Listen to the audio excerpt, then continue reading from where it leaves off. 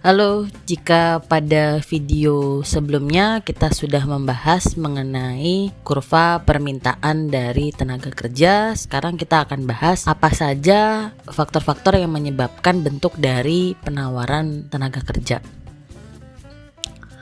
Nah, di dalam teori ekonomi tenaga kerjaan itu kita mengenal ada satu jenis kurva penawaran yang berbentuk backward bending.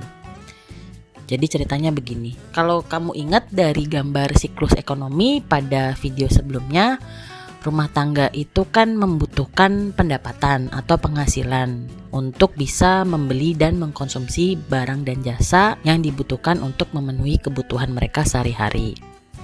Nah, pendapatan rumah tangga ini diperoleh dari penyediaan faktor produksi. Jadi, misalnya kamu bekerja untuk perusahaan ya, menyediakan sumber daya manusia atau tenaga kerja agar perusahaan dapat memproduksi barang dan jasa. Nah, kamu sebagai makhluk ekonomi yang rasional pasti mikirnya gini kan, semakin tinggi upah atau gaji yang ditawarkan oleh pasar tenaga kerja, maka seseorang itu pasti akan bersedia untuk merelakan waktu luangnya lebih. Waktu luang itu disebut sebagai leisure time gitu ya, untuk bekerja dan mendapatkan upah, karena kamu menganggap bahwa waktu itu sesuatu yang mahal kan.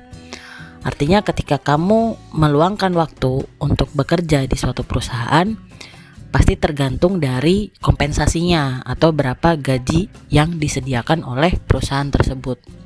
Namun pada suatu titik ketika pendapatan dari gaji itu sudah mencukupi, kamu merasa cukup gitu ya, penambahan gaji itu justru akan menyebabkan orang tersebut untuk mengurangi jam kerjanya dan memilih untuk mengalokasikan waktunya untuk hal lain. Jadi ada semacam paradoks gitu ya. Kalau misalnya gaji kamu masih kecil, ketika diberikan insentif dalam bentuk penambahan kompensasi, kamu rela tuh untuk lembur, ya kan?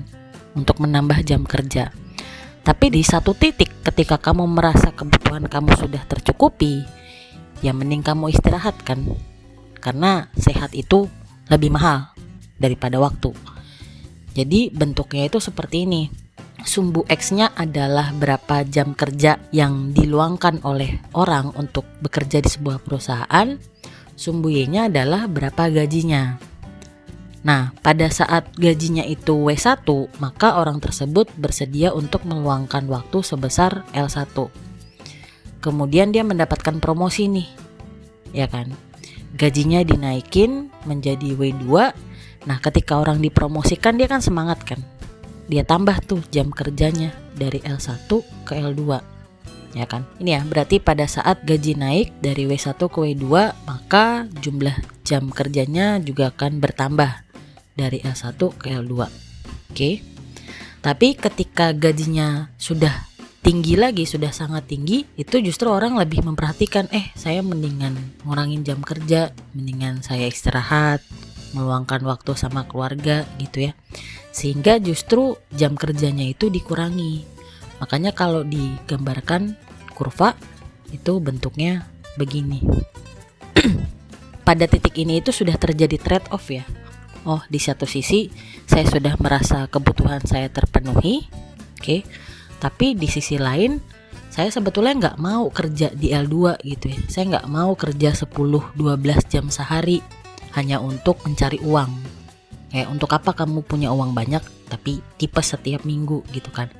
Sehingga pada suatu titik ketika kamu ditawarkan peningkatan gaji, justru kamu akan mengurangi jam kerja. Makanya bentuknya berbalik gitu ya. Ini yang disebut sebagai kurva penawaran backward bending.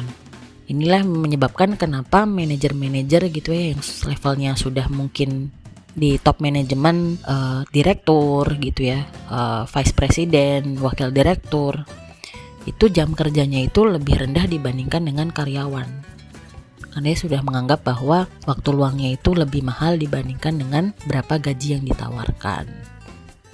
Karena kita masih membahas dari pengantar ya, pengantar mikroekonomi, kita ngebahas nanti yang lurus-lurus aja gitu kan, bahwa logikanya setiap ada penambahan gaji itu berarti jumlah tenaga kerjanya juga pasti akan berkurang. Jadi kita balik ke bentuk kurva penawaran yang lurus gitu ya.